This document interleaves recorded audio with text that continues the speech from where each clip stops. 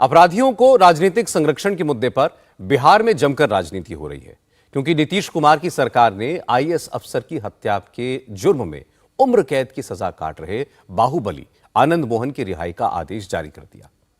नीतीश कुमार की सरकार ने आनंद मोहन की रिहाई के लिए कानून में बदलाव किया। इस बदलाव के जरिए आनंद मोहन समेत कुल 27 अपराधियों के जेल से बाहर आने का रास्ता साफ हो गया। नीतीश कुमार के इस कदम पर बीजेपी ने सख्त ऐतराज जताया है। इसे नीतीश की जातिवादी राजनीति का सबूत बताया है। दरअसल जेल मैनुअल में पहले यह नियम था कि उम्र कैद की सजा पाने वाले उन कैदियों की समय से पहले रिहाई नहीं हो सकती जिन्हें किसी सरकारी अधिकारी की हत्या के जुर्म में सजा मिली हो। लेकिन नीतीश कुमार ने इस नियम को बदलकर यह लिख दिया कि अगर ड्यूटी पर रहते हुए किसी सरकारी कर्मचारी की हत्या के आरोप में उम्र कैद की सजा हुई हो, ऐसे मामलों में सरकार अपराधी की रिहाई का आदेश नहीं दे सकती। इस बदलाव का फायदा आनंद मोहन को मिला। असल में 1994 में बिहार के गोपालगंज जिले के डीएम कृष्णैया की हत्या हुई थी। आनंद मोहन को इसी हत्या के जुर्म में 2007 में मौत की सजा सुनाई गई थी। हालांकि 2008 में पटना हाईकोर्ट ने मौत की सजा को उम्र कैद में बदल दिया था। आनंद मोहन ने इस सजा के 14 साल जेल में काट भी लिए थे, लेकिन जेल मैनुअल के नियम की वजह से उनकी रिहाई मुमकिन नहीं हो रही थी। इसलिए 10 दिन पहले नीतीश सरकार ने नियम बदला और अब आनंद मोहन की रिहाई का ऑर्डर आ गया। आनंद मोहन इस वक्त पैरोल पर जेल से बाहर है। वो अपने बेटे और आरजेडी के विधायक चेतन आनंद की शादी के लिए पैरोल पर बाहर है। कल पटना में आनंद मोहन के विधायक बेटे की सगाई हुई थी, जिसमें मुख्यमंत्री नीतीश कुमार भी पहुंचे थे।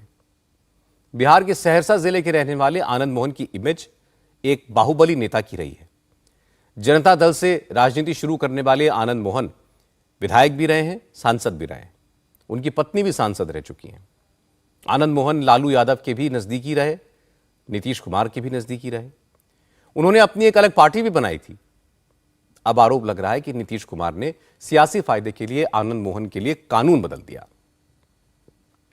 आनंद मोहन को डीएम कृष्णैया की हत्या के जुर्म में सजा हुई। कृष्णैया की पत्नी ने आरोप लगाया कि नीतीश कुमार ने राजपूत वोटों के लिए आनंद मोहन को रिहा कर दिया। बिहार गवर्नमेंट में तो पूरा कास्ट पॉलिटिक्स है। हाँ, वो राजपूत है, वो बाहर आए तो उसको राजपूत वोट्स मिलेगा बोल के बाहर लाया गया। बस उतना ही, नहीं तो क्या है, तो बाहर लाने क्रिमिनल को बाहर लाने का क्या जरूरत है। वो भी चीफ मिनिस्टर इन्वॉल्व होकर उसको बाहर लाने का जरूरत नहीं है। मगर हमको तो वही लग रहा है इलेक्शंस में उसको खड़ा कर देगा, उसको एमएलए सीट दे देगा उसको पूरा, और राजपूत लोग कम्युनिटी का वोट्स मिलेगा बोल के सोच रहा है। ये तो बिहार में तो ऐसा चलता रहेगा। बीजेपी ने भी आनंद मोहन की रिहाई को नीतीश कुमार की गंदी सियासत का नतीजा बताया। बिहार विधानसभा में विपक्ष के नेता विजय सिन्हा ने आरोप लगाया कि नीतीश कुमार सुशासन की बजाय कुशासन को बढ़ावा दे रहे हैं, क्योंकि वो आरजेडी के प्रेशर में है। विजय सिन्हा ने कहा कि नीतीश कुमार जब बीजेपी के साथ थे तो उन्होंने अपराधियों की जेल से रिहाई के नियम को सख्त किया था। अब वो आरजेडी के साथ हैं तो अपराधियों को जेल से बाहर लाने का रास्ता बना रहे हैं। धन्य है मुख्यमंत्री जी, कुर्सी के लिए इतना समर्पण। बिहार को गुंडों के हवाले आप करके सत्ता प्राप्त करना चाहते हैं ताकि चुनाव में वो आपका बूथ लूट सके, चुनाव में जातीय गोलबंदी कर सकें।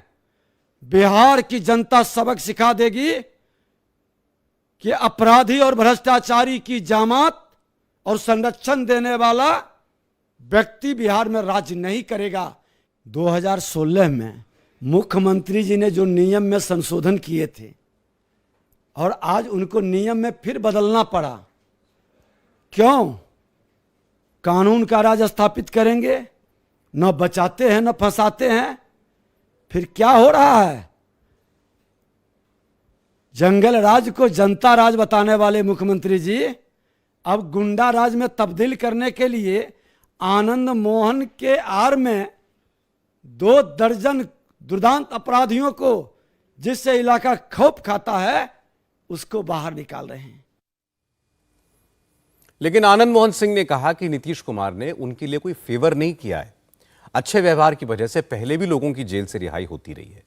आनंद मोहन ने कहा कि गुजरात में बिल्किस बानो के बलात्कारियों को रिहा कर दिया गया था, राजीव गांधी के हत्यारों को अदालत ने रिहा कर दिया। इसी तरह महात्मा गांधी के हत्यारे गोपाल गोडसे को भी 14 साल बाद रिहा कर दिया गया था। आज अगर उनकी रिहाई हो रही है तो इसमें इतना विवाद करने की क्या जरूरत है? कि रेप और मर्डर में भी नहीं छोड़ना था तो गुजरात में कौन नीतीश कुमार छोड़ा है? नीतीश कुमार जी गुजरात में कौन सा संशोधन लाए? अपने गिरेबान में लोग झांके। ये किसने कह दिया कि संशोधन के बाद ही जो है सो हम बाहर आते? कभी हमको निराश हताश नहीं देखे होंगे। वो उसके लिए कौन सा संशोधन हुआ था जो पीएम के हत्यारे थे? राजीव गांधी के हत्याकांड में कोई संशोधन हुआ? लोग कोर्ट गए और कोर्ट ने फैसला दिया। कोर्ट ने स्पष्ट फैसला दिया कि इस देश में सबसे बड़ा लोक सेवक महात्मा गांधी थे। उसके हत्यारे गोपाल गोडसे को अगर 14 साल पूरा होने पर मुक्त कर दिया गया तो राजीव गांधी उसके सामने कुछ नहीं है। और इनके हत्यारों को क्यों आज तक लटका के रखा गया? रिहा करने का निर्देश दिया। सरकारी सेवक की हत्या होने से नहीं होगा। सरकारी सेवक की ऑन ड्यूटी हत्या होती है तब। तो गोपालगंज के डीएम कहाँ मारे गए आप बताइए? मुजफ्फरपुर में कहाँ मारे गए? ऑफिस में कि रोड पर? रोड पर ऑन ड्यूटी थे क्या? संशोधन की आवश्यकता ही नहीं थी आप करें तो फिर क्यों किया नीतीश कुमार ने ये संशोधन? अब कुछ बातें नीतीश कुमार जी से पूछिए। आनंद मोहन अब खुद को मासूम बता रहे हैं, बार बार दावा कर रहे हैं कि उनका कृष्णैया हत्याकांड से कोई लेना देना नहीं है, उन्हें गलत तरीके से फंसाया गया। लेकिन बिहार के लोग जानते हैं कि आनंद मोहन क्या हैं, उनका रिकॉर्ड क्या है।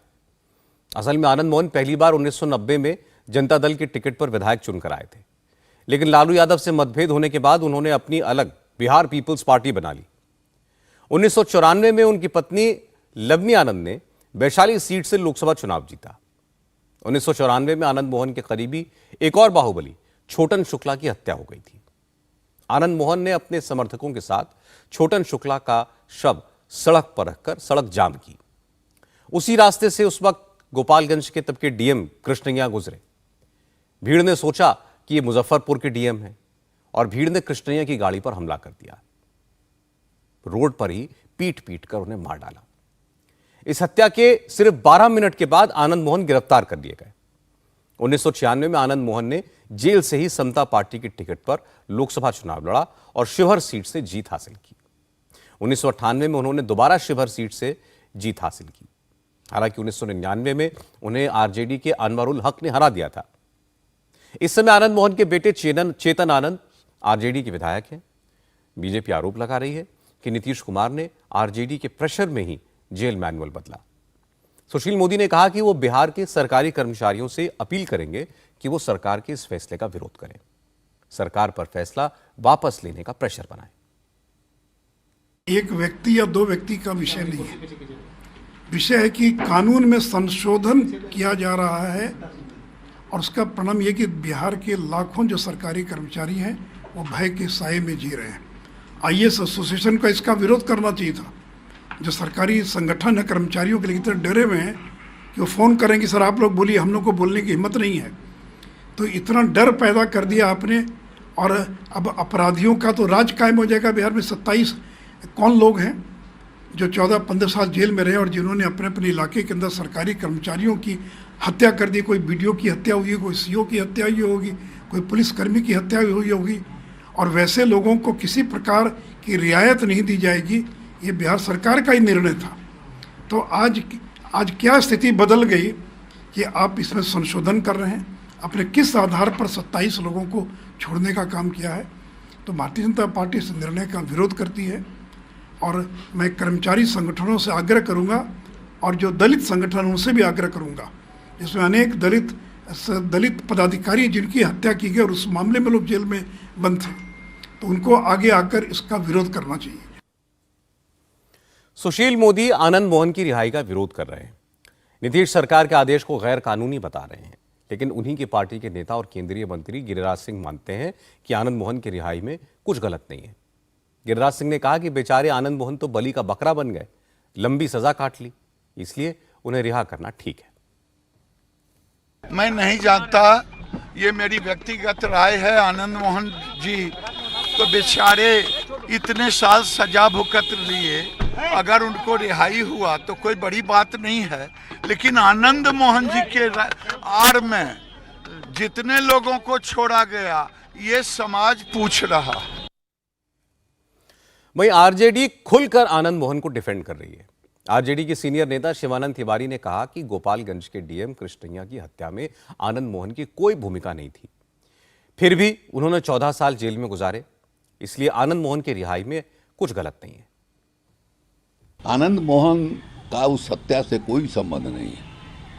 हमको याद है उस कांड के 3 दिन बाद जॉर्ज फर्नांडिस साहब, नीतीश कुमार, हम लोग साथ ही गए थे मुजफ्फरपुर जेल में और पूरी कहानी हम लोगों ने सुनी थी। ये संजोग था, छोटन शुक्ला की हत्या हो गई थी। हत्या के विरोध में भीड़ जो है वो लाश को सड़क पर रख करके नाराबाजी कर रही थी और उसी बीच में कृष्णैया साहब की गाड़ी आई और इन लोगों को लगा कि ये मुजफ्फरपुर के डीएम की गाड़ी है।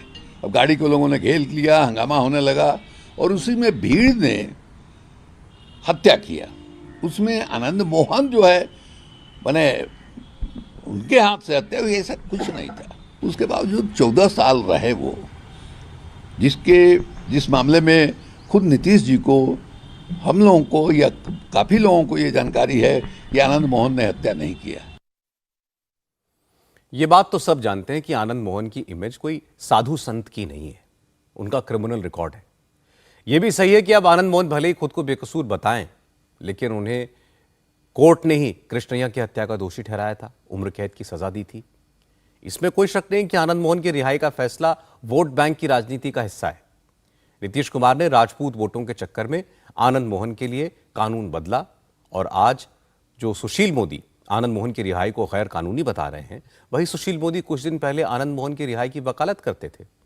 चूंकि अब रिहाई का रास्ता साफ हो गया है, इसलिए सुशील मोदी नीतीश कुमार पर राजनीतिक हमले कर रहे हैं। हो सकता है कि नीतीश कुमार को इस फैसले से थोड़ा बहुत राजनीतिक फायदा हो जाए, लेकिन इसका सबसे बड़ा नुकसान यह होगा कि अब दूसरे अपराधियों को भी जेल से रिहा करने की मांग उठेगी। इंडिया टीवी हर वक्त हर जगह डाउनलोड करने के लिए सर्च करें India TV news Google play store या ऐप स्टोर पर।